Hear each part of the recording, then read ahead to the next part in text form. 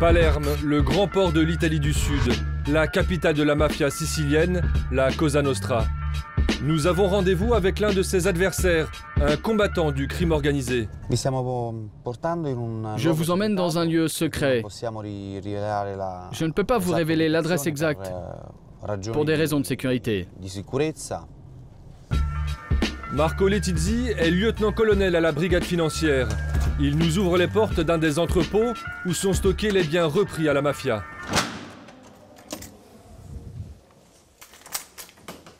Entrez. Voici un superbe meuble du XVIIIe. C'est une pièce unique, de très grande valeur. Des huiles sur toile du XIXe. Alors où est le tableau de la fille avec fleurs? Il est là. Aujourd'hui, il est venu faire l'inventaire des meubles, tableaux et autres bibelots saisis dans une seule villa à Palerme. Jour après jour, il grignote le patrimoine mafieux. La police marque des points ces dernières années. 28 des 30 parrains les plus recherchés ont été arrêtés. Antonio Iovine, attrapé en novembre dernier après 14 ans de cavale. Bernardo Provenzano, il capo dei capi, le chef de tous les clans siciliens. Capturé en 2006, il était recherché depuis 43 ans.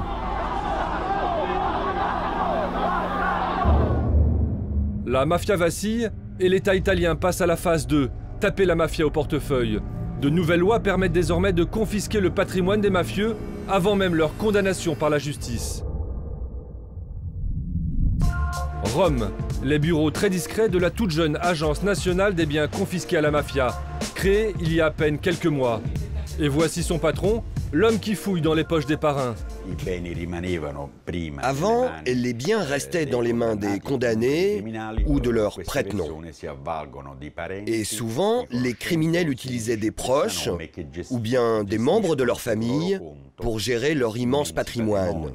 Nous avons confisqué de façon définitive plus de 11 000 biens. Ce matin-là a lieu la réunion mensuelle de l'agence. Ordre du jour, la répartition de 23 biens confisqués. Bonjour, comment ça va? Veuillez excuser mon retard. Autour de la table, des magistrats, des représentants de l'État et de la sécurité publique. Interdiction de filmer les débats.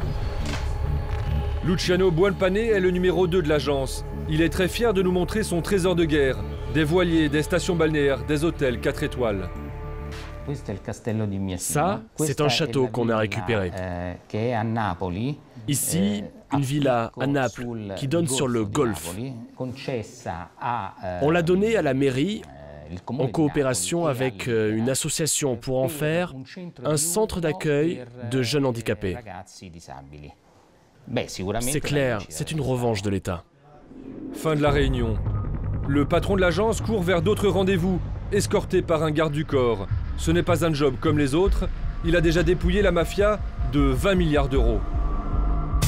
Retour à Palerme, à 2 pas du centre-ville, une villa à l'abandon.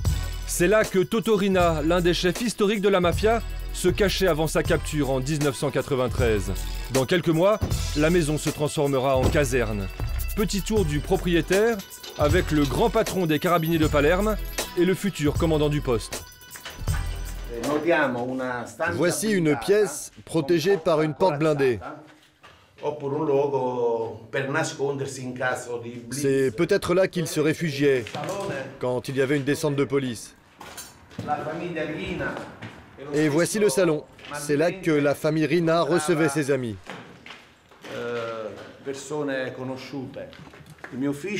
Et mon bureau, il sera dans cette pièce. Tout un symbole évidemment, plus qu'une simple réappropriation. Toto Riina finira ses jours en prison pendant que les carabiniers profiteront de sa piscine. Je te vois bien en maillot de bain et en tongs, en train de vérifier le niveau de chlore. Bien sûr, en tant que responsable de la logistique. Assez rigolé. L'État a mis plus de 20 ans pour occuper les lieux, comme si on n'osait pas y toucher. Mais aujourd'hui, la situation n'est plus la même. Dernièrement, il y a eu un changement radical. De plus en plus de gens viennent faire des dénonciations, donner des informations. C'est d'une grande aide pour nous et c'est un signal pour le crime organisé. La mafia sicilienne a du mal à se renouveler, à trouver de nouveaux chefs charismatiques. Corleone, la ville symbole de Cosa Nostra, qui a inspiré Coppola et son film Le Parrain. C'était surtout le fief d'un des pires mafieux que l'Italie ait connu, Bernardo Provenzano, aujourd'hui en prison. Son frère vit toujours ici. L'État lui a confisqué sa maison pour la transformer en musée des horreurs de la mafia. Il habite juste en face. Nous sommes allés le voir en caméra cachée. Je suis une victime. Pendant plus de 40 ans, mon frère s'est caché et l'État n'arrivait pas à l'attraper. Alors ils s'en sont pris à moi. Si les parrains dorment en prison, leurs familles sont toujours là, évidemment. Une présence encombrante dans le village. Nous n'avons pas réussi à prouver que ces familles ont définitivement quitté le système du crime organisé. Elles ont une attitude différente aujourd'hui. Elles ont changé de ton, mais ce sont quand même des familles de chefs mafieux et elles ont toujours une certaine activité. Il n'en dira pas plus. L'ombre de la pieuvre est toujours présente. Autre région, autre mafia. La Calabre, à l'extrême sud de la péninsule. Le territoire de l'organisation la plus dangereuse du pays, la 'Ndrangheta. Nous sommes sur des terres confisquées à l'une de ces familles. L'État en a confié la gestion à une coopérative oléicole qui a eu du mal à recruter des ouvriers.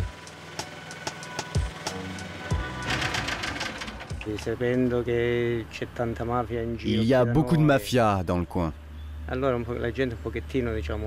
Et les gens réfléchissent à 2 fois avant d'accepter un tel travail. Parce qu'ils ont peur de venir ici? Accepter de travailler ici, c'est prendre parti. Prendre parti contre la mafia et donc accepter de travailler sous la menace. Antonio Napoli, l'un des responsables du projet, l'assume totalement. Un jour, on a ouvert les portes et on a trouvé 2 fossis croisés, avec des menaces de mort.